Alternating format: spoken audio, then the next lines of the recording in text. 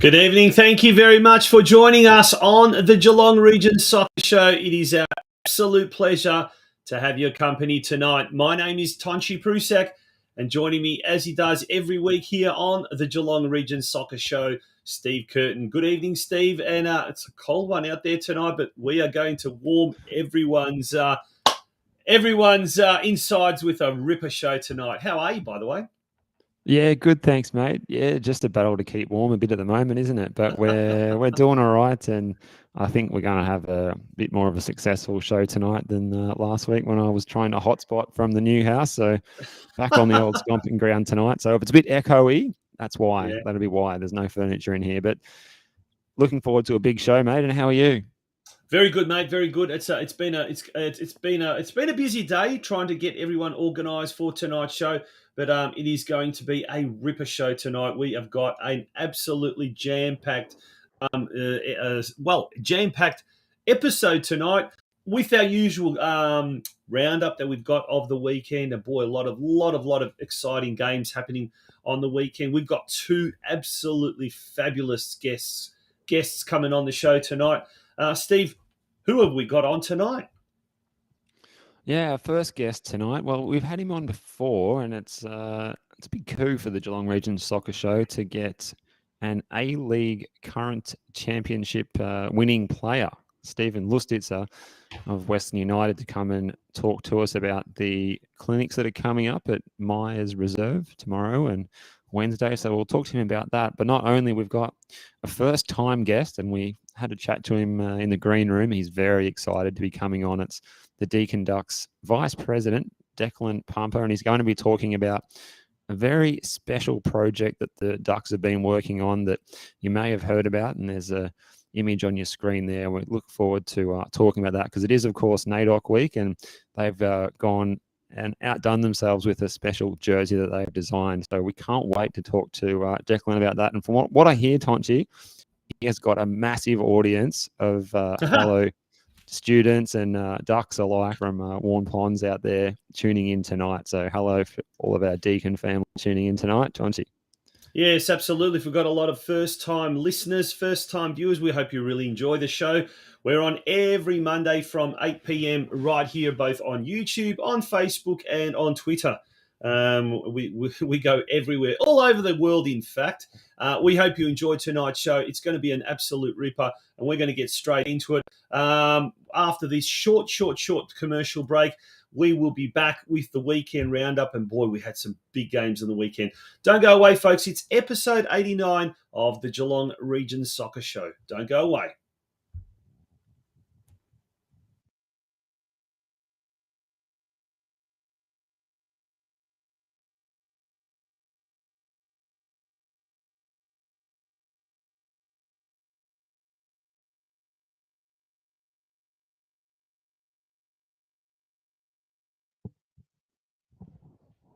Wrong one. That wasn't what we're meant to do. Stay tuned. The Gremlins are in the Tinker. At Harcourts North Geelong, we are a local family business and a company built on family values, honesty, results, and service. Combine our local knowledge and industry expertise with the global and national resources that Harcourts International offer, and the result is an agency that aims to deliver superior real estate solutions every single time.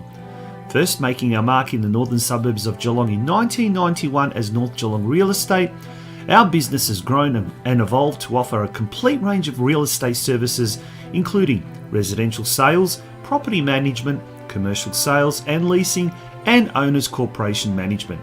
We proudly employ 30 sensational local people, and while real estate is in our blood, community has always been the heart of our business. We're located at 127 Separation Street in North Geelong. For all your real estate needs, contact us today on 52 78 7011 or email us at northgeelong@harcourts.com.au. Harcourts North Geelong, delivering superior real estate solutions every time.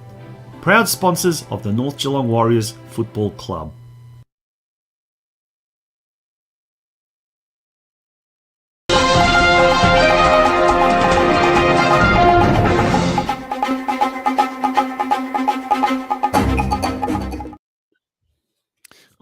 news welcome desk back. time, Tonci. Oh, we're Yes, let's speaking at the turn same straight time. at. Yeah, we are. Getting very excited to get into it tonight. Steve, over to you, mate. Let's start with the NPL 2. All right, yep, let's go. News desk for the 4th of July, 2022. Hello to our American audience tuning in. No doubt there'll be many of you. NPL 2, North Geelong. They had a match against Brunswick City on the weekend, and bumpy ride, but they got the 3 points. A late Ryan Offerman penalty, a clutch moment by the skipper converted. Nelson Salvatore also scoring earlier in the match, opening the scoring earlier in the match. So North get the points there, and much needed to hang on at the top there with Moreland City breathing down the neck a little bit, and they've got an easier game perhaps next week. Perhaps we won't still say that at our peril, but Manningham United Blues away next week for North Geelong. Yeah, if we have a look at the ladder there, North Geelong maintained their 5-point buffer. It wasn't an easy game, definitely. It was an 86th minute penalty there by Ryan Opperman, so it was very, very lucky that the Warriors did manage to get the 3 points.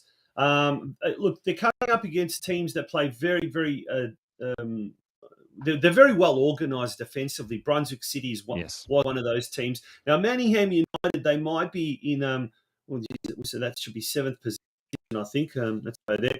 But they did defeat Pascoe Vale, who previously, I think, 4th. So that is going to be not so much of an easy game. And there's that penalty right at the very, very end. It's going to be a tough game for them. On the road, apparently they have not.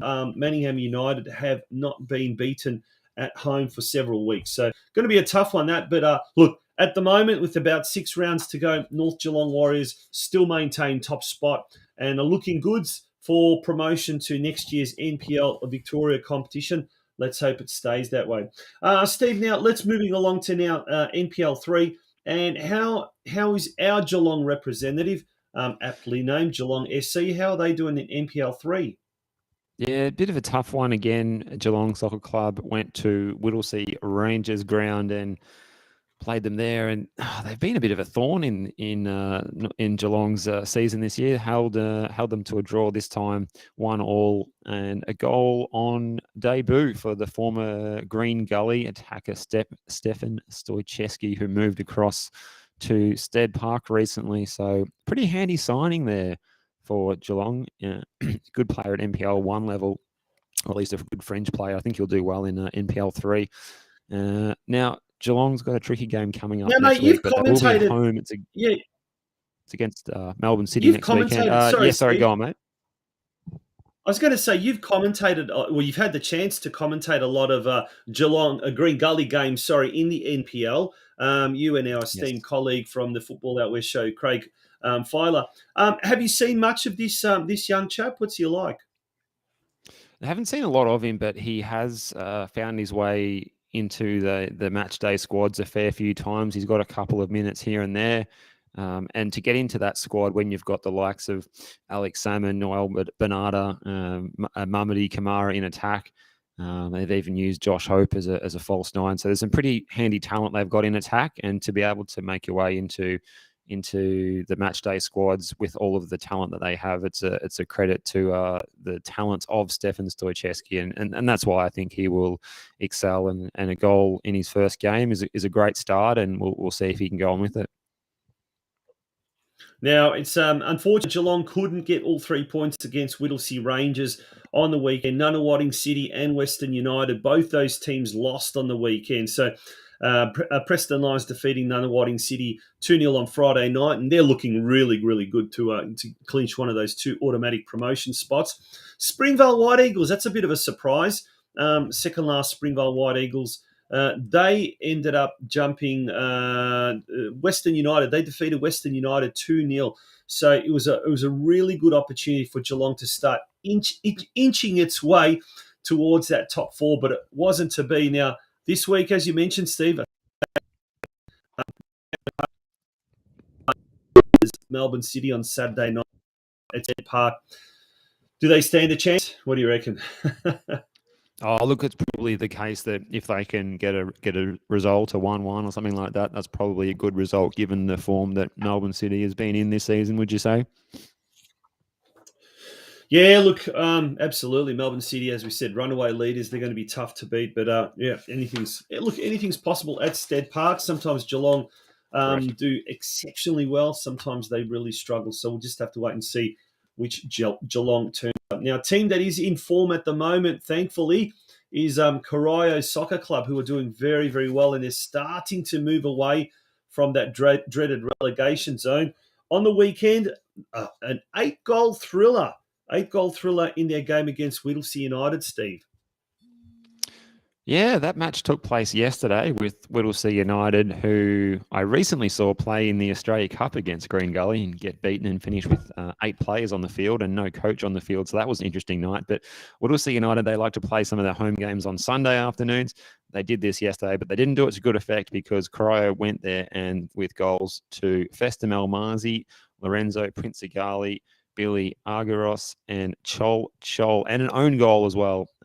3 goals Whittlesea United, 5 goals Corio, and the 3 points back to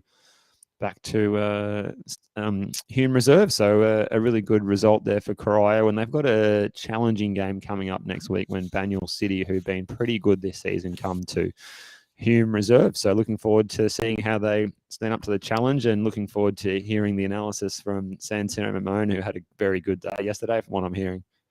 Yeah, he was actually texting me progress scores throughout. So big shout out to Santino. Thank you very much, and to all the Corio boys. There's a whole heap of them on the show tonight, tuning in, and that's principally because of Santino Mamone doing his promotion work. So good on you. Great to see Corio doing well. We want to keep all the Geelong sides as much as possible avoiding relegation, and that is really, really good to see. In State 2, unfortunately, Geelong Rangers struggling. They're really, really looking down the barrel of the gun, so to speak. Another unfortunate result on the weekend, Steve. Yeah, they're now 7 points behind the safety zone, so they've got some work to do in the final rounds of the season. They scored twice on the weekend, though. Max War and Joe Garcia found the back of the net, but it wasn't enough as they went down 4-2 against Albion Rovers. They can look forward to a trip to Duffy Street Reserve to play Epping City this Saturday afternoon as a chance to try and pick up some points. Epping City in 8th place at the moment. Now, the only bright spark at the moment up at Myers Reserve, it seems, is Joseph Garcia. Where has this kid come from? He scored something like 5 goals in the last 6 games. And in those 6 games, I think there have been only 2 games where he hasn't scored. But apart from that, a ripper kind of a record, that 5 goals in 6 games. Had the Rangers had his I guess his firepower right from the start of the season, who knows where that could have happened. But fantastic achievement there by Garcia. Rangers, they found a good one that, there, I think. Yeah, they did. Now, State 4, we had some some really good results for 2 out of the 3 Geelong clubs. And the third Geelong club gave the league leaders a bit of an almighty scare, that's for sure. State League 4. Yeah, State 4. So, Surf Coast had the tough assignment of hosting Keilor Wolves, and they went down 3 goals to Jasko Ikanovich, and Von Bronstein found the back of the net. Wasn't enough. So they miss out there, and they'll play away at Edwards Reserve against Melbourne City next week. While better news for Golden Plains, who went to Williamstown and beat Barnstoneworth United 3-1. Not a bad effort. Jake Krilich and Temo Kusi. So, how about that? Yeah, Jake Krilich getting a double there. Plains are starting to really click into good form. Ryan Baldacchino, the coach there, who, believe it or not, travels all the way from Camberwell to sometimes 3 times a week to Bannockburn. Wow, what a legend! That is commitment personified. Yep. That is incredible. It really is. And they've got a very young side there, a very, very young side. But look, they beat Barnstoneworth United, not a bad effort. So They're definitely off the bottom of the ladder, and they've got Truganina Hornets now, third last Truganina Hornets firmly in their sight. Bell Park also did very well on the weekend. Get this, they beat Gisborne 3-2. Now, Gisborne, fourth placed, that's a pretty darn good effort.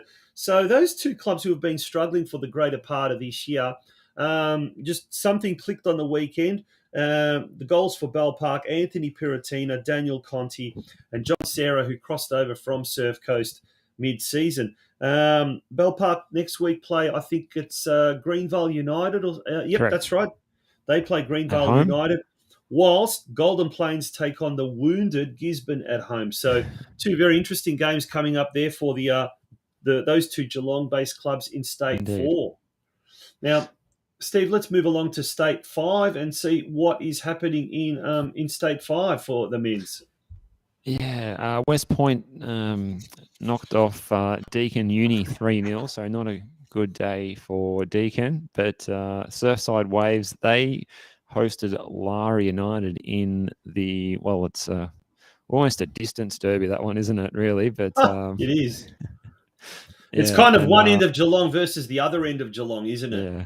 That's right. And there was a couple of doubles, and I saw the headline in the Geelong Addy, mate.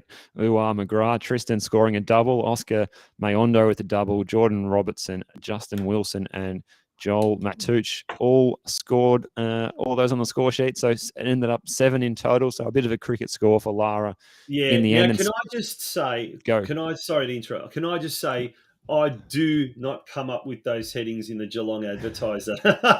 They have their own sub-editor. I didn't mind that heading, though. That was going to give you credit for it. I cringed. I thought I was a bit cringeworthy. Folks, what did you think? Did you think that, for those of you that have seen the Geelong Advertiser today, the Tristan McGrath or something like that, was that a corny heading or was it an entertaining heading?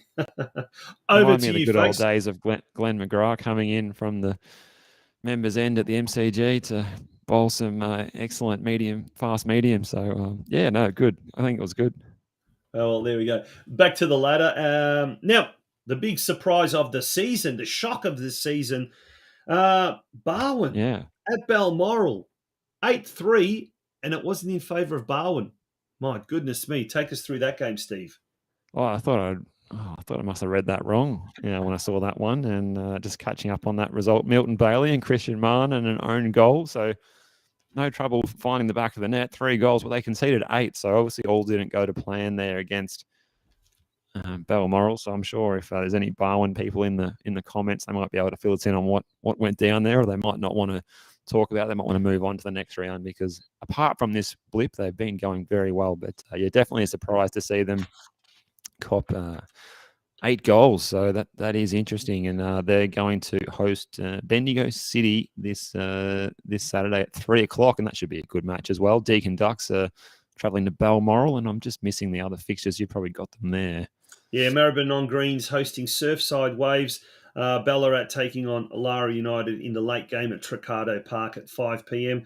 The Balmoral, obviously they are in fine form. They are really, really trying to push now for that one of those top 2 promotion spots. They've definitely got Barwon in their sights, and Deakin University can certainly do their near neighbours and rivals a big favour by knocking off Balmoral and exacting a little bit of revenge for that 8-3 drubbing. But Barwon, either way, will be really, really dead keen to get back on the winners list against a side that you know fairly well, Steve, Bendigo City. Look, this is their first year, isn't it, in this competition? And they've been doing pretty well. They're a tough team, I guess, just generally speaking. But, 6th, that sort of sometimes can be a bit deceptive because they are a very awkward side, aren't they?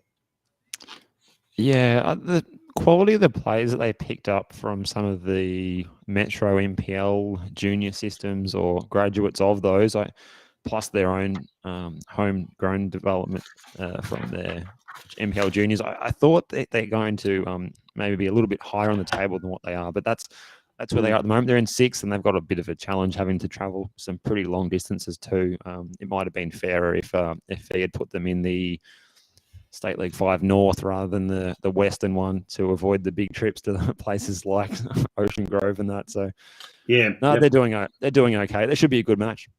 Yeah, should be look a great weekend of matches coming up. After a huge weekend this weekend just gone by, we're going to get straight into the women's now. So on Sunday there was a full round of matches played in the Victorian Premier League Women's and the Victorian State League Women's as well. So we'll go through some of those results as well. But actually, there was one Friday night game. We'll get to that first. But let's have a look at the VPLW. Geelong Galaxy United. They've had a bit of a tough middle part of the season after doing very, very well in the first part of the season and looking like top 3, top 4 material. They've seemed to have slipped a little bit since then. The ladders tonight are all over the shop. Southern United 3rd, Casey Comets 4th, not 3rd, Melbourne University 5th, South Yarra 6th, and Geelong Galaxy 7th. On the weekend, how did they go against Melbourne University? Yeah, they couldn't make it 2 wins in a row. They lost 3-1. Meg Lemon did score the solitary goal for the Galaxy. So, yeah, they just can't find the consistency at the moment. And they will play on the road again for the second week in a row when they go to Faulkner Park in South Yarra this weekend. So, yeah, that's going to be a tricky assignment, but not beyond the realms. There's only a point separating the two sides. Yeah, so it's one if of those. They want to turn their form around. This is the kind of game to take out on the road and have a real character building win. Yeah, it's what they say, a 6-pointer. Should South Yarra win this one, they'll slip 4 points ahead of Galaxy United. If Galaxy wins, they'll overtake South Yarra into 6th spot, and they'll be 2 points clear of South Yarra. So a must-win game for Galaxy. They really, really need to start picking up the points if they want to sort of, at best, stay in that kind of mid-table. I mean, they will definitely avoid relegation, the rate they're going. But, look, at the end of the day, in fact, I don't even know if they've got relegation this year in Victorian Premier League Women's. There is a major restructuring happening next year with the top 4 teams going to NPLW. And then there's going to be, I think, something like 6 teams from State League 1, 3 from the Northwest, 3 from the Southeast, all coming up to make next year's VPLW competition, a 12-team competition. Should be interesting. Now, that's VPLW 1. Let's turn our attention to Women's State League 1. And Geelong could have a team promoted from this division, but it's going to be pretty tough. North Geelong Warriors, Steve. Yeah, good result there on the weekend. 2-1 over Craigieburn City. Marcella Fierro and Julia Akmacic, both on the score sheet. So, good result. Did you get down and catch any of that one, mate? No, I didn't, mate. Had a very, very busy afternoon yesterday getting everything ready for the Football Out West show. Yeah. But nonetheless, that is a very, very good win and a good result for North Geelong Warriors. It takes them now into 4th spot, equal 3rd, but Spring Hills, who are 3rd, have got a game in hand and a far superior goal difference. And as I mentioned earlier, the top 3 teams will progress through to next year's VPLW. It's going to be tough. It's not going to be easy. And I think North Geelong Warriors do have a very, very tough run home. But next week they do play Keilor Park at Keilor Park Recreation Reserve. That's at 3 p.m, that kickoff. It's a must-win game. And in fact, anything from here on end is a must-win game. 7 rounds remaining in State League 1. And there's, a total of 21 points at their disposal, which is exactly the amount of points they've accumulated now. So if they keep winning and keep collecting those points, it will be a pretty good result and a pretty good outcome. Steve, State 2, this is where things are looking good for a Geelong club, Lara United, who came up against Hoppers Crossing on Friday night. How did they go? Yeah, they've been matching up well against Hoppers Crossing of late, and they did the business again. Ella Jane Riley, the solitary goal of the game, so 1-0 up there at the Grange Reserve. Great result, and well done to everyone at Lara, who will go on and play Brunswick City at home this Sunday at 1. And yep, a good chance to keep the momentum going. And Brunswick City sitting in second last, and Lara, of course, they're flying the flag very well for our region, aren't they? Yeah, undefeated after 11 games. Look at that. And a great, great defensive record. only 4 goals conceded in 11 matches. Coach Ryan Horrocks has got a very well-drilled defensive unit there.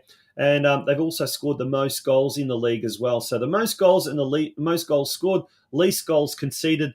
No surprise, they're on top of the competition standings. 3 points clear of Altona City, but Altona City does have a game in hand. However, as you can see right there, Lara United have got a very, very good goal difference, a far superior goal difference, and that's going to be very, very important come the finals time. In State 3, last but not least, another Geelong side is doing very well, also hovering up near the top, Geelong Rangers. Yeah, sitting in second place, they're going all right, and they had a 4-0 win over Point Cook. Danny Mandich, a hat-trick. Very good work there. And Sophia Mota also on the score sheet, and they've got their next match against Kensington City at JJ Holland, a ground that I know pretty well now these days, and that's a synthetic pitch there. They might go all right there too, with Kensington sitting in 8th place, Rangers in 2nd. Yeah, looking pretty good for another win there, I think. Well, Rangers do have a game in hand against Altona East, and should they win that game, they will then overtake Caroline Springs George Cross at the top of the competition standings. But it's very close. They defeated Avondale last week 1-0 very, very narrowly, and that sort of put a gap between themselves and Avondale in 3rd place. So really, it's a battle between those 3 teams for the top 2. But I am hearing it's the top 3 and possibly top 4 teams in State 3 that will be moving up. So you would certainly think that Geelong Rangers are home and hosed, and next year they will be playing in State 2. And that's an incredible achievement for a team that's this is their first year in the State League competitions, and they're doing exceptionally well. They've got 2 very, very experienced coaches, Foddy Kiprian and Tony Horrocks, Ryan's father, in fact, the assistant coach up there at Myers Reserve. And they're doing a very, very good job. And I'm hearing on the grapevine there could be a few players boosting the ranks of the Rangers Women's State League side in the next week or 2. So watch out for that. But that's good to see another Geelong team in the reckoning for promotion, and hopefully we'll get a few more sort of escaping relegation as well, as we start to really get closer and closer to the business end of the season. Steve, it's time we're going to have a bit of a break. When we return, it's our very first guest of the evening. He's Western United's championship-winning midfielder. He's also the head coach of his own coaching program, Lustica Coaching. Stephen Lustica will be joining us straight after this break. Don't go away, folks. We've got a lot to get through tonight.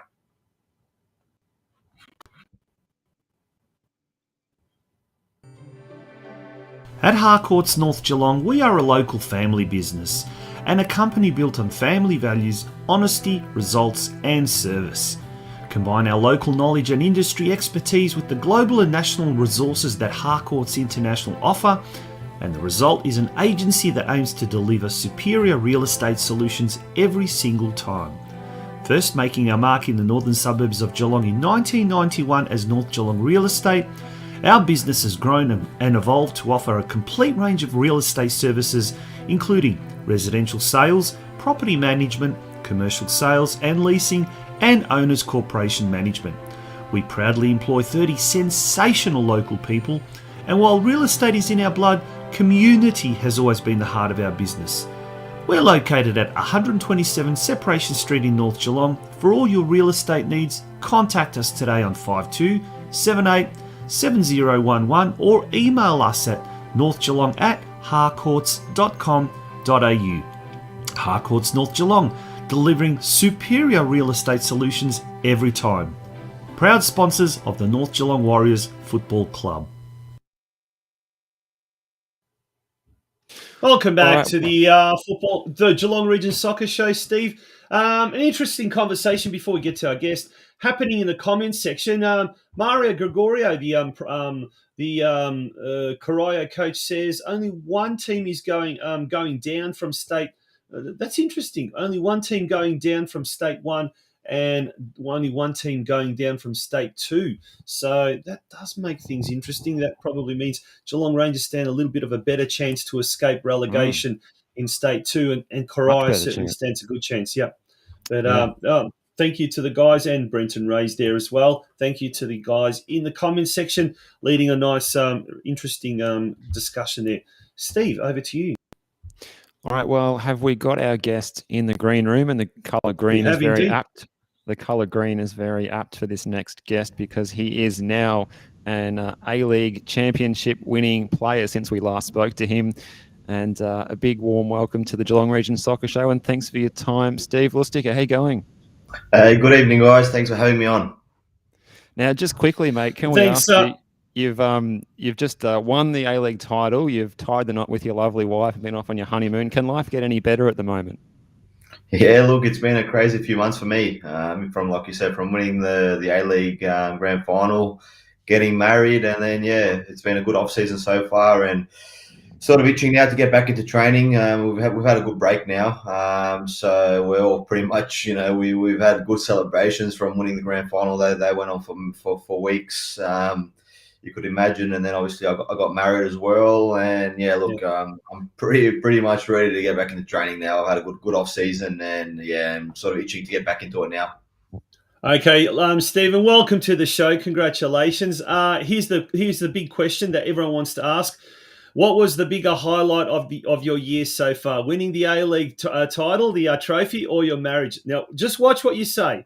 Look, I'm looking behind me to see where my wife is. So actually she's downstairs, so she won't be listening. But look, winning the grand final was massive for me personally. It was a massive achievement. I've won it before with Brisbane Roar. That was back in 2014. And to be honest, when I won it back then in 2004, it was 2014. Sorry.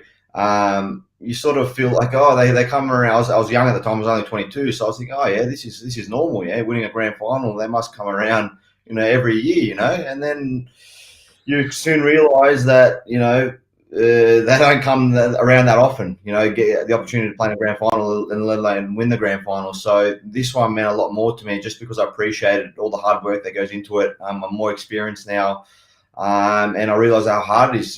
Some players don't even get the opportunity to play in a grand final, and to win it now twice. This one was very special for me. And look, obviously getting married as well to my lovely wife Marina. We were meant to get married last year, but due to COVID, we had to postpone 3 or 4 times. So we're very grateful that we could finally get married and celebrate with our friends and family. Now, you mentioned all the hard work that goes into getting out there on the park and being a successful side that can take out the A-League Grand Final, for instance. How much hard work was it for you? Because you were injured at the start of the final series. You had to push through. And how was your fitness going into the final? You must have had to put in a lot of effort, and also the medical staff as well, I suppose. Yeah, look, I got it. I got a calf injury. 3 games, the last 3 games of the season. So it wasn't looking good. The injury was a lot worse than they initially thought. It was my left calf, and the plan was sort of, if everything goes well, and it's a massive if, I could be all right, to play some minutes in the grand final. That was always the plan. And there's a big question mark on that. So that meant that all the recovery and everything had to go perfectly well, which, most of the time there's always a few hiccups here and there. So I did all my rehab. I pushed myself as much as I could, and it recovered well, and it recovered that well that it allowed me to come a week early, and I was involved in the semi-final against Melbourne Victory, the second leg. So it was a bit of a risk to sort of push for that game, but I was feeling good in training. There was no signs of the calf getting worse or anything like that. It was it felt like that it was fully healed. So, we took the risk. I came on in that game. Obviously, I wasn't 100%. And, I felt something. I played the last maybe 20, 30 minutes, and I felt something again. And then there was big alarm bells then. I thought, oh, shit, I'm pretty sure that's me done for the season. So we had a scan the next day straight away after that semi-final win. And the scan showed that it wasn't too bad. It still showed that there was some healing tissues there, but it didn't show that it got worse or that I redid the injury. So that gave me a lot of, gave me a good lift, a good push to get ready for the final. And look, we did it with the medical staff there, the physios and everyone there. We got it right, and fortunate I got to play in that game, and it all went well. So I was very, very grateful for that. And I wasn't sure that I was going to be able to play in that grand final, and to be able to play 60 odd minutes and then obviously win the grand final was incredible. Yeah. Now, obviously, you knew in the off season. So once the grand final celebrations had subsided and you knew that obviously it's going to be an interrupted, so to speak, pre-season because of getting married and the honeymoon and whatnot. But did the physios there and the medicos there at the club, did they put you on any strengthening program or anything in the off season to try and make sure that this doesn't recur as we start to approach the pre-season, which I think is next week? Is that right? Yeah, we start training next week. We've had a good 6 weeks off, so yeah, we start on Monday. In terms of the off season, yeah, look, I had a plan with the physios and the doctors there. Basically, they said take 2-3 weeks off completely, heal the body, take complete rest from football and any physical activity, which I did. And now slowly, we've got a program that they've given us, gym program, running program that we start, building it back up now. It's a long pre-season, as we know in Australia. So you don't need to come back in pre-season, winning any medals or anything like that. You got to be ready for the season, which is still months away. So now we slowly build up. Now we've got, I think it's about 15-16 week pre-season until the season starts. So gosh, there's a lot of training involved there in that 16-week period. That's nearly half the season that we play, which is crazy when you think about it. So in pre-season, you got to sort of pace yourself and make sure that you get your body right, and ultimately you got to be ready for the season. So yeah, now it's it's a slow process. Now we start building it up and we get ready for the season. Important question, Steve. Who partied the hardest after the grand final win? Can we name names? Yeah, there's a few candidates there for sure. I bet you'd be able to name a few, but I'll tell you a few. Lockie Wales would have to be top 3. Lockie Wales, Ryan Scott is another one. He's another one that was partying for many weeks. Yeah. And there's a few other boys there, but I'd say that them two would have to be top of the charts for partying after. Yeah, we would have guessed those two. Probably Walesy would probably be pretty high up there as well as Scotty. Yeah. Yeah. Well, now that you're a married man, you have to be responsible and you have to become almost like you have to start preparing yourself to one day be a father, no doubt, a happy father. I'm sure you'll be a good father when that happens. But in the meantime, you're going to be a fatherly figure over the next couple of days to a lot of Geelong youngsters when you organise a clinic up at Myers Reserve tomorrow and Wednesday. Let's talk about that. There's going to be 3 sessions. So from 9 till 10 every morning from Tuesday, that's Tuesday and Wednesday, under 8 to under 10s. Then from 10:15 to 11:15, under 10 to under 14 girls. And then finishing up with the under 11 to under 14 boys from 11:30 till 12:30. Mate, tell us a bit about your coaching program and your coaching side business, if you like. And what can the participants expect of that clinic over the next 2 days up at Myers Reserve? Yeah, look, here in Melbourne, I run my own coaching, my own football academy, Lustica Football, here in Melbourne. And I've got a fair number of players now that I look after that I train on a daily and weekly basis. So look, I've got a great relationship with the Geelong Rangers. I did a camp there this time last year as well, and it was very successful. We had some good turnout, and the players that came down, enjoyed the session. So I've teamed up again with them. They've been great with me, and yeah, I'm looking forward to it. We're going to put on good sessions over 2 days, and I'm looking forward to it again. We're going to obviously. My program focuses a lot on technique with the ball, improving the player's skills, technical ability, a lot of small-sided games, and just a lot of touches on the ball, just improving their technique, showing them a few different drills that maybe they wouldn't get at their clubs and that. So I'm looking forward to it. And, thanks again to Geelong Rangers for organising it. Yep. And is there a particular facet of these sort of clinic-style sessions that you run in conjunction with Geelong Rangers that you enjoy maybe more or differently to that mentoring and individual coaching that you do with your academy in Melbourne? Yeah, look, in terms of the Geelong Rangers clinic, the numbers will be bigger than I'm usually doing here. I'm doing more small group sessions, more individualized sessions, just really focusing on the individual player, which I will be doing in Geelong as well. But obviously the numbers are going to be a lot larger. So there's going to be, more focus on also small-sided games and that kind of stuff. But yeah, look, here in Melbourne, it's a little bit different. I have, like I said, I really focus on the player individually. So sometimes they're one-on-one sessions, 2 or 3, 4, 5 players in a session. So I really focus and break down what they need to improve on. So that, with the smaller numbers, that gives me the opportunity to sort of focus on them a lot more. Whereas when you're dealing with the big numbers, the team numbers, it sort of it becomes a little bit harder. So yeah, I'm definitely looking forward to it over the next 2 days, and hopefully they will enjoy it. Now, mate, you've had an illustrious career that's started off obviously at Canberra as a junior. Saw you move to the other side of the world to Europe as well. You've come back. You played at a few of the A-League clubs now at Western United.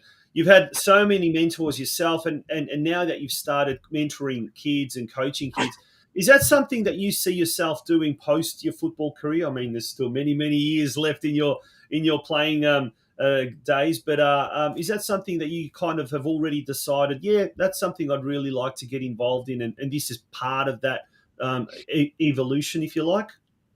Yeah, look, Tonci, I think post football, I still want to be involved in football.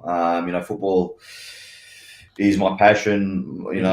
I've played football since I can remember. So it's for me, playing football is the number one thing that I could be doing right now. And obviously, once that comes to an end, definitely I still want to be involved in football. If that's coaching younger players or older players, I don't know yet, but definitely I'm enjoying now working with younger players, helping them improve, because I feel like in this country, they miss a lot of that. They miss that early development that we're lacking here in Australia. When I compare it to over in Europe, the training that they're getting over there compared to what we're getting here, it's just not up to scratch. And I feel like I can pass on my experiences to these younger boys and sort of show them and teach them what it takes to get to that level, and also technically as well on the field, show them the right techniques. There's so many different things in football that people don't realise. As simple as passing a ball. How do you pass the ball? What pace do you put on the ball? Is the ball bobbling when you pass the ball? Is it crisp along the grass? All these little details that probably coaches don't go into with players when they're coaching at young ages. And I think it's very important that they're taught the right ways. Well, it sounds really, really exciting, and we'll pop that graphic up there. Steve, you had one last question for our guest. Oh, Steve might have answered it in that last little piece that you said there, but your advice for youngsters in Australia that want to be successful, that want to maybe break through to professional, semi-professional level, what if they're tuning in tonight, what would you say to them? Yeah, look, most of all, you got to enjoy the game. That's number one. If you don't enjoy the game, you shouldn't be playing it. So you got to enjoy the game. But look, if everyone's got different aspirations as young players, some want to get to the top level, some want to be the best player for their club, or they're happy to stay in NPL or whatever, the community club. That doesn't really matter, as long as they're enjoying it, and they have to obviously know what their goals are. And at the end of the day, if you put in the work, and I'm big on that, if you put in the hard work and you're disciplined, you're professional, it's a beautiful thing, when you do reach those goals that you set out, and then you get rewarded like winning a championship, and playing in Europe or whatever level that is, it really is good. So like I said, you got to enjoy it, and Absolutely. Well, if you want to go there, there's still spots available. Jump onto on the Facebook page, Lustica Football, or the Geelong Rangers Facebook page, and there's a link there that'll take you through to the job form to sign up for tomorrow. There's still spots available, so do jump onto that as quickly as possible before all the spots are taken up. Mate, thank you for talking to us. We really appreciate it and wishing you all the very best, not just for obviously the clinics tomorrow, but that long and arduous pre-season and certainly for next season at Western United. Thanks, guys. Thanks for having me on. Good on you. Thanks very much, Dave. Stephen Lustica, what a pleasure to have him. And you definitely want your kid to learn from the best, and he's certainly one of the best, and certainly indeed one of the best in the region around. Steve, we're going to take a very, very short break. When we do return, we're going to be talking to our next guest, the Vice President of the Deakin Ducks, Declan Pumpa, and he's got a lot to tell us about what is happening down at the Duck Pond in Warren Ponds. Stay tuned, folks. Don't go away.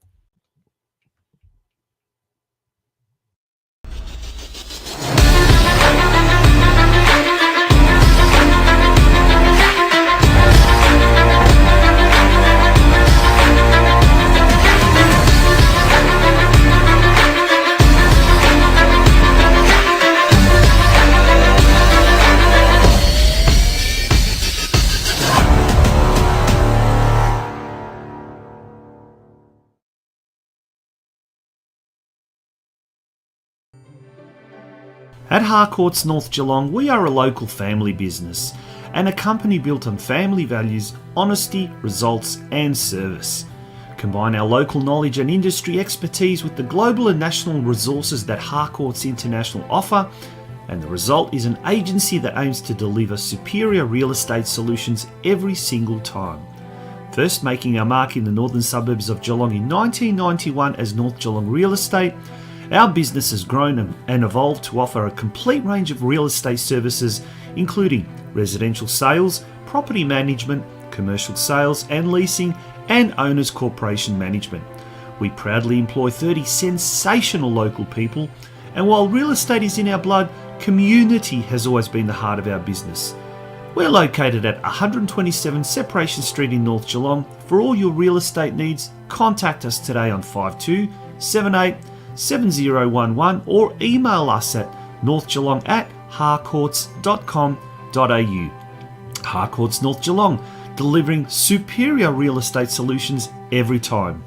Proud sponsors of the North Geelong Warriors Football Club. Welcome back to the Geelong Region Soccer Show. Absolute pleasure to have your company tonight. It is episode 89 and it's now time for our next guest. And he comes to us all the way from the Duck Pond in Warren Ponds, Deakin Ducks. He's the Vice President out there, Declan Pumpa. Very, very warm welcome to the Geelong Region Soccer Show. How are you, first of all? Well, thank you. Thanks very much for having us on. Absolute pleasure to have you on. Steve. Yeah, our pleasure having you on, Declan, and good to have a chat with you before the show. We just launch straight into it and talk about these special jerseys that the club has had arranged for NAIDOC week, how they came to be, the idea behind it, the design, and there's also a good legacy they're going to leave as well, because they're going to be part of a fundraising activity too. Let's talk about that. Yeah, that's absolutely it. No, it's been to be honest, I've got a shirt right here, and I might pop that up in a second. But until they arrived, it was very much just a dream. And the way that it all sort of came together was our senior women's goalkeeper and proud Yorta Yorta woman, Georgia Old, developed this design. So here's another one of Georgia's Indigenous artwork designs, which she's just been working through on. But the design for the kit, which we'll be wearing this weekend across State League, local men's, local women's, there it is. Absolutely fantastic. It's brilliant, isn't it? She developed just in her spare time, brought it up to my attention at a training one day, and I saw, we saw the immediate potential into it. We hadn't really thought of it in terms of developing it for a match day kit. Maybe we thought I could make a really unique training jersey and whatnot.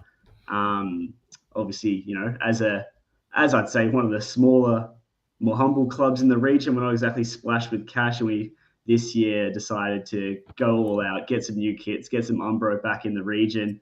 So there was that. And then with, lots of careful back and forth design discussions to make sure that the image that Georgia had developed in her mind really came across, we were able to come There out we with go. that. Hey, So there it fantastic. is in the flesh. And we got that on the Well, back there. if that's not something to be proud of for one of our region's clubs, I don't know what is. That is an absolutely stunning piece of artwork, and there'll be people. So this is going to be auctioned off as well after the game. There's going to be people putting their hand up to get one of these in their collection because there's a lot of football kit collectors out there, and that would be top of the list, I'd say.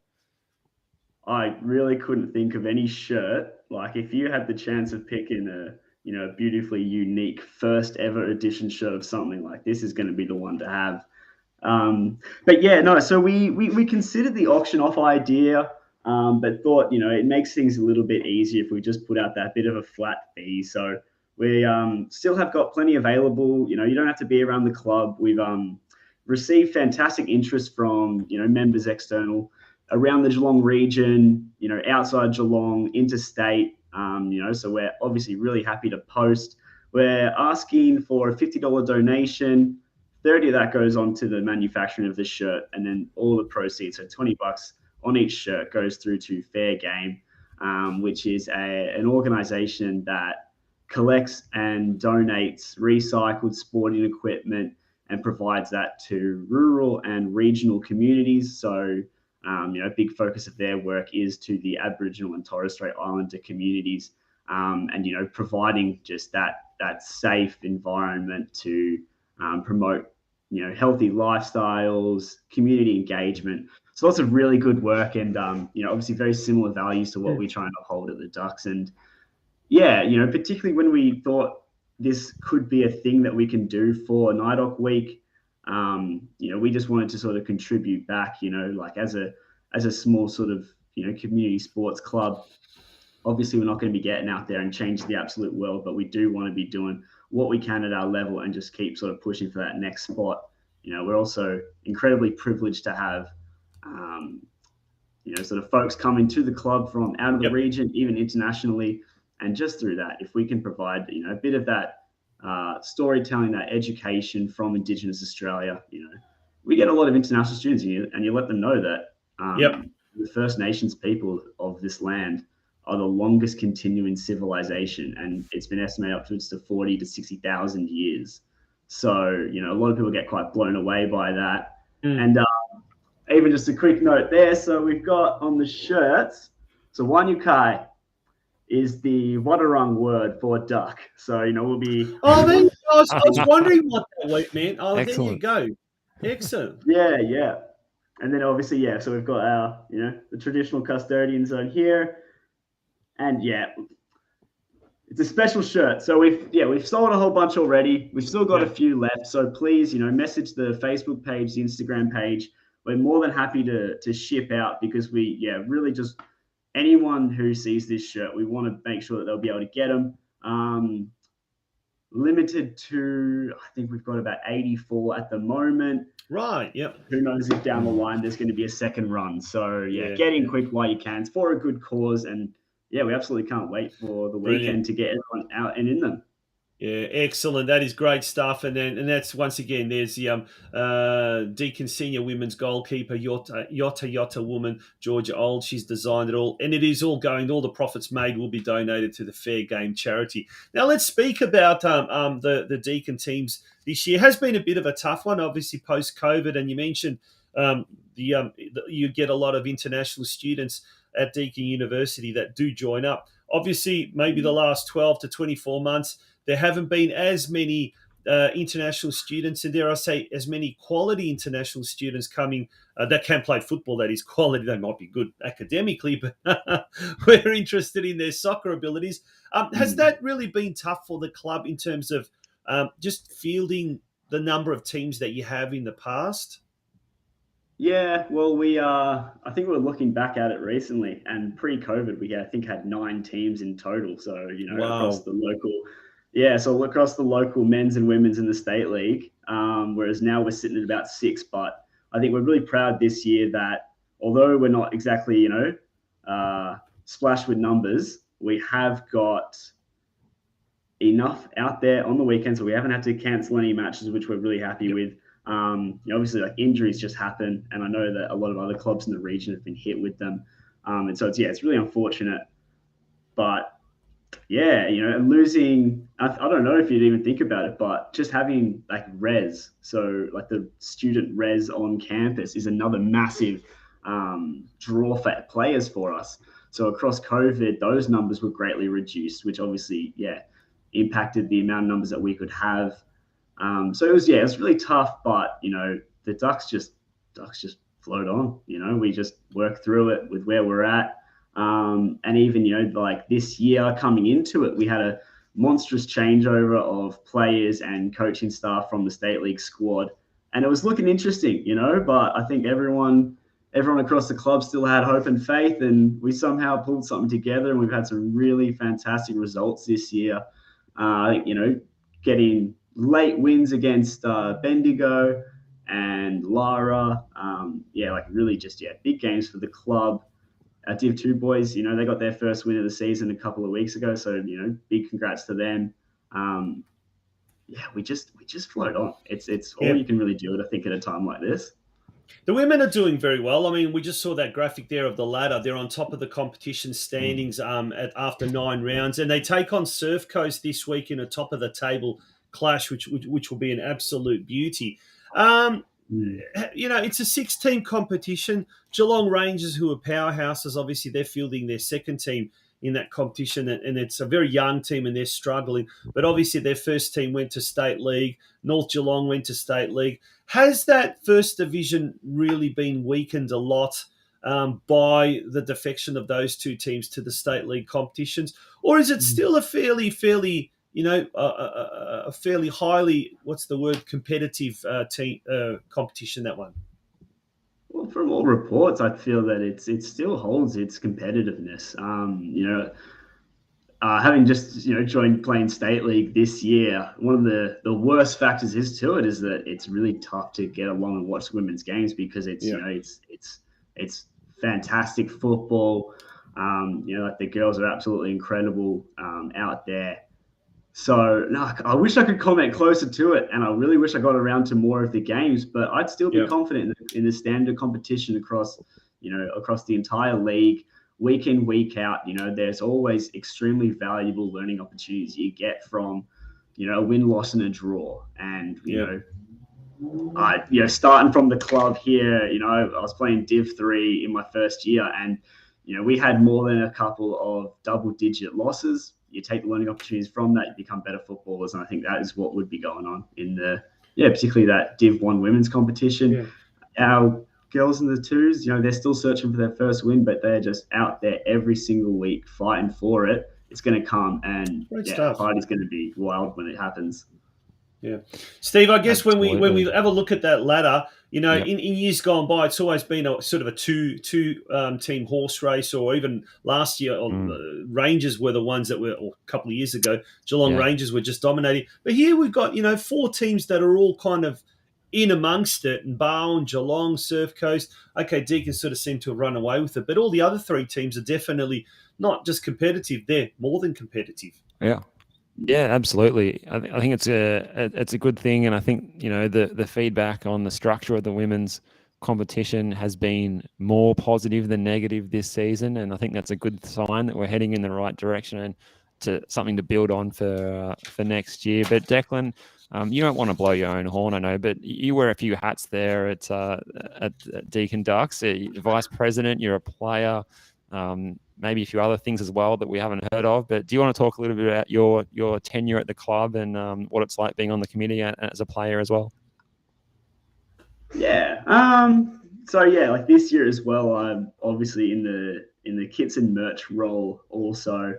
So that takes up a fair bunch of my time, and apologies and thank you to my partner, who is just always understanding of me, being midnight, just messaging someone about hoodies and whatnot, trying to get a better deal for all of us. But yeah, look, I'm personally being from Richmond, coming down to Geelong, went to start studying in 2013, didn't really know anyone.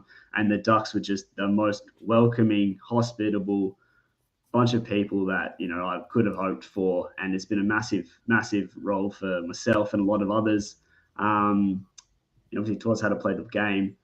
And yeah, it's just a beautiful place to be.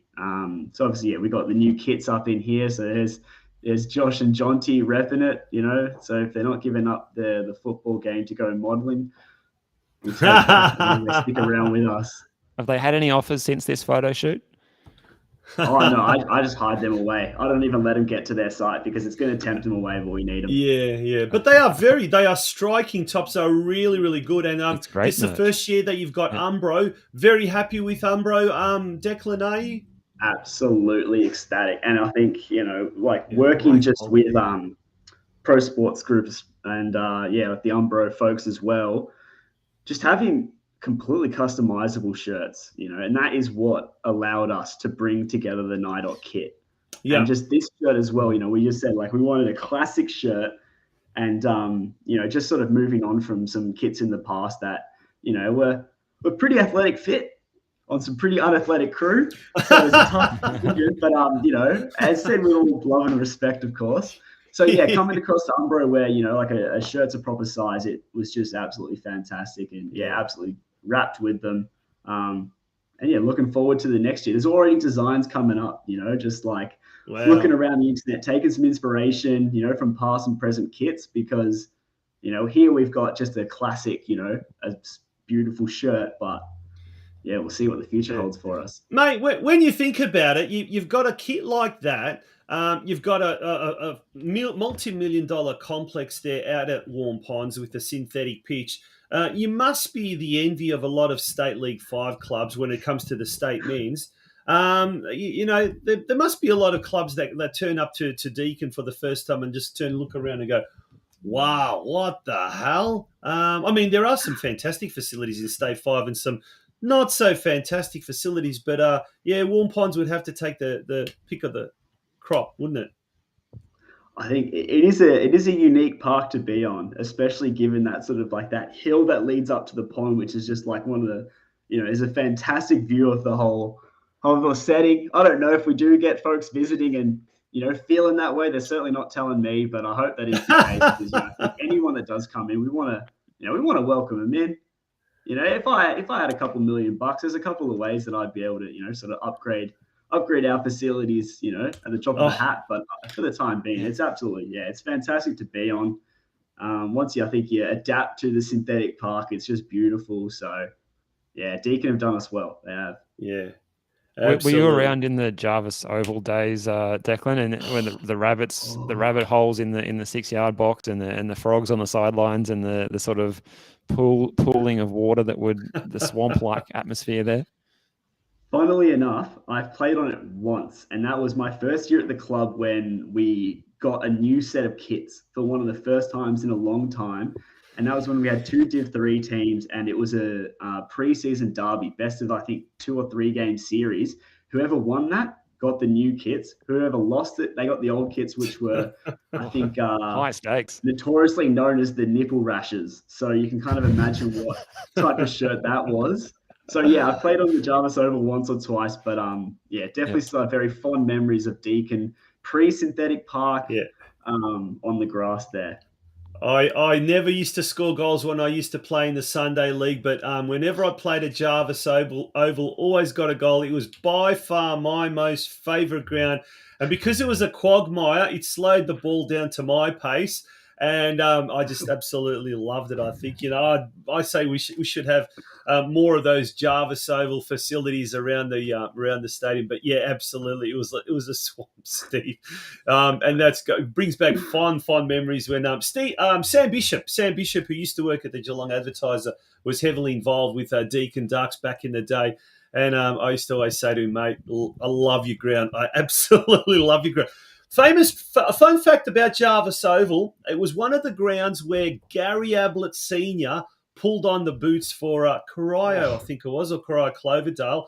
And it was a game that followed our game. No one knew about this. And all of a sudden, Gary Ablett's turned up in his soccer gear.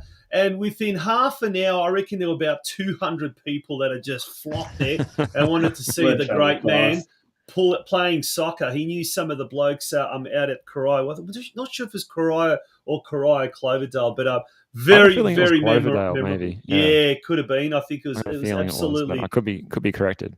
Yeah, if I'm not mistaken, I think he was really good mates with Jimmy Onturk, who's still involved out at Corio Soccer Club.